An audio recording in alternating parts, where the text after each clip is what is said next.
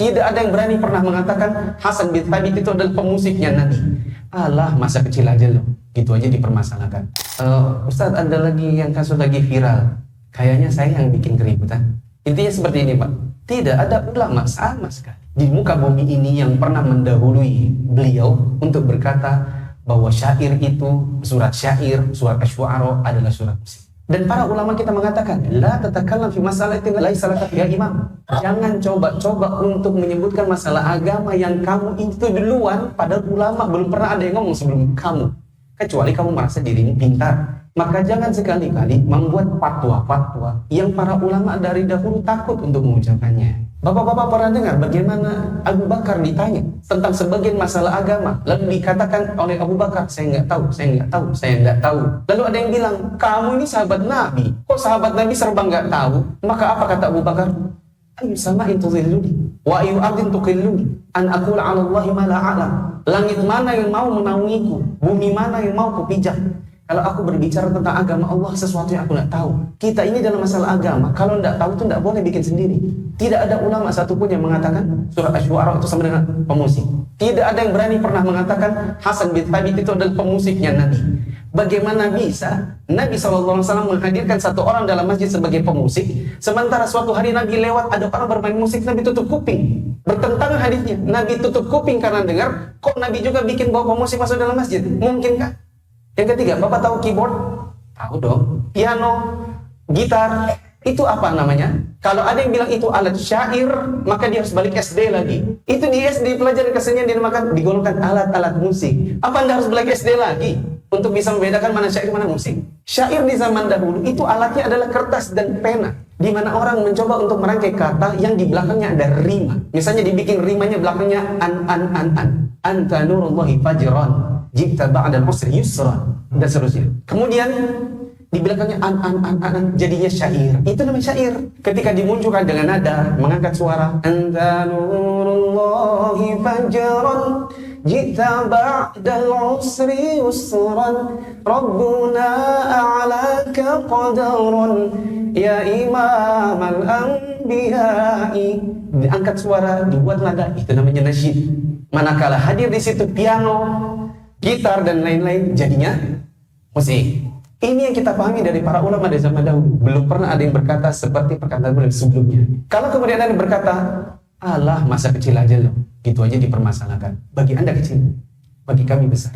Kenapa bagi kami besar? Karena ada banyak kemaksiatan yang ada di kalangan kaum muslimin, itu sangat enak dikerjakan kalau ada musik. Orang di mana minum khamr lebih enak kalau ada musik. Lady Companion atau LC itu kerjanya semi agak-agak kadang-kadang melacur. Itu kalau enaknya di karaoke, di diskotik. Tempat dengerin apa? Musik. Orang bikin lagu, aku sedang ingin bercinta hanya karena sama kamu. Apa yang diajak? Zina. Enaknya ngajak pakai apa? Musik. Orang bikin, ayo mari pacaran sayangku, hau. Tahun berapa itu? Lebih enak diajak orang berzina, asalkan lebih enak kalau ada musik. Mama, jangan mama sama beta. Dia kan cuma cium beta. Apa yang dilakukan? Jalan menuju perzinahan. Akan semakin enak kalau ada genjrengan gitarnya. Berapa banyak kemungkaran di kalangan kaum muslimin itu dilakukan yang lebih enak kalau ada musiknya. Mana ada murattal dijadikan di Inul Tista. Pas baca, murattal, gak ada. Kemudian jamaah yang dirahmati Allah, bagi kami besar. Karena penyebab gempa bumi, tadi malam ada yang kena gempa bumi, tadi malam ada yang goyang rumahnya. Di sini, saya udah keluar dari hotel sama istri saya setengah 12 malam, turun ke bawah, goyang. Di antara penyebab gempa bumi apa? Alat musik. Kata Nabi SAW, saya fi ummati khasfun wasfun wa qalfun. Akan ada di kalangan umatku ini, wajahnya diubah, orang masuk ditelan di dalam bumi, gempa bumi, tanah longsor. Ditanya oleh sebagian sahabat Nabi, wa mata dzakir Rasulullah, itu kapan terjadi Rasulullah? Maka Nabi SAW mengatakan, idza syuribatul khamr, bila orang ramai minum khamr, dan ma'azif, orang banyak memainkan alat musik. Banyaknya orang bermain alat musik, semakin banyak lagi ketika banyak ustadz yang dengan getol menghalalkannya. Semakin banyak yang kemudian mendukung, semakin banyak yang melakukan. Katanya uang ustadz itu saja membolehkan. Kalau kita katakan, Nabi SAW berkata, sayati qaumun fi ummati yastahilul hira wal harira wal khamra wal ma'azif. Akan datang sekelompok orang di kalangan umatku ini menghalalkan zina, sutra bagi laki-laki, khamr dan alat musik. Nabi bilang ada yang menghalalkan, padahal itu haram, lalu Anda menghalalkannya, maka Anda ada buktinya bahwa Nabi benar. Nabi kan bilang, akan datang umat. Anda ternyata buktinya. Bagaimana tidak? Nabi kan berkata dengan wahyu, dan Anda ternyata adalah bukti kebenaran wahyu Allah turunkan kepada Nabi. Makanya saya pribadi, mungkin Bapak juga ikuti yang ribut-ribut itu, ya saya lah yang bikin keributan. Karena bagi saya itu permasalahan besar. Kita mau ngajak kaum muslimin di jalan dakwah ini untuk mengajak ke mereka ngaji, membaca Al-Quran, supaya tidak melakukan perzinahan, supaya berhenti dari hal-hal yang sifatnya maksiat. Ternyata datang ustadz-ustadz yang justru ngajak orang untuk keluar, malah membenarkan yang salah, maka wajib bagi kita untuk mengingkarinya. Kalau seandainya tidak mengingkarinya, kapan umat paham kalau itu tidak boleh? Kalau ada yang berkata, tapi kan nggak bisa Kak Ustadz, 4 mata. Sudah pernah kami mau 4 mata. Saya sudah datang ke sini. Kena ya.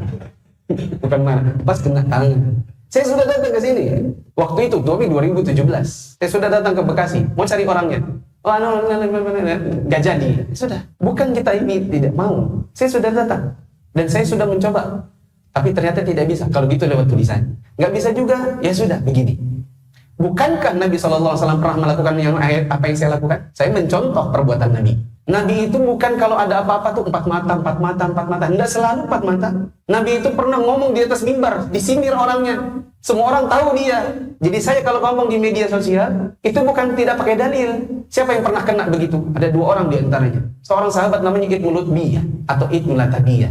Nabi SAW utus dia untuk keliling Madinah kumpulin zakat. Ternyata dia ngambil duit-duit dari orang yang dikumpulin zakat. Balik-balik kepada Nabi, dia bilang gini, ini buat Allah dan Rasulnya. Ini buat saya. Marah Nabi. Nabi SAW naik ke atas mimbar. Terus disindir. Ada orang, kami suruh kumpulkan zakat. Pulang-pulang ke sini malah bilang, ini untuk Allah dan Rasulnya, dan ini untuk saya. Coba kalau kami tidak tugaskan dia sebagai pengumpul zakat. Apa dia dapat harta begitu? Dan orang tahu itu Ibnu Lutbiyah. Makanya sampai sekarang, sampai kita tahu. Oh, itu perbuatannya Ibnu Lutbiyah. Nabi tidak 4 mata sama Ibnu Lutbiyah. Ada seorang laki-laki, dia punya budak. Budaknya namanya perempuan, namanya Bariroh. Bariroh ini ingin memerdekakan dirinya. Bariroh teman Aisyah. Maka dia datang, oh ya Aisyah, bisakah kalau engkau membeliku? Aku ingin memerdekakan diri. Maka akhirnya Aisyah mengatakan kepada Nabi, ya Rasulullah, kita merdekakan Bariroh. Ya Rasulullah, katanya si tuanya Bariroh, oke, boleh Aisyah beli. Tapi walaknya, walak itu nanti kalau Barirohnya wafat, warisannya buat dia. Itu walaknya. Tapi walaknya maunya buat si tuanya. Marah Nabi. Nabi naik ke atas mimbar. Nabi sindir. Nabi bilang, ada orang memerdekakan budaknya, terus dia bilang, tapi walaknya buatnya. Tidak bisa. Walak itu buat yang memerdekakannya. Bariroh ini walaknya buat Aisyah, bukan buat tuannya. Semua orang tahu siapa tuannya Bariroh. Artinya jangan dirahmati Allah, jangan selalu empat mata itu kan nanti mau macam. Tidak selalu. Kita kalau seandainya sudah mempublikasikan seperti ini, saya sudah dipublikasikan lewat ini. Nanti kalau misalnya ada yang mengkritik, Ustaz Mufli salah nomor 7, salah nomor 8, antum keliru. Ada yang membantah, saya harus siap. Kalau saya tidak siap, harusnya nggak usah ngajar. Kalaupun mau ngajar, harusnya jangan pakai kamera. Kalau tidak siap dikritik orang, kan Anda sudah siap mau dikritik sana sini, makanya Anda publikasikan gitu.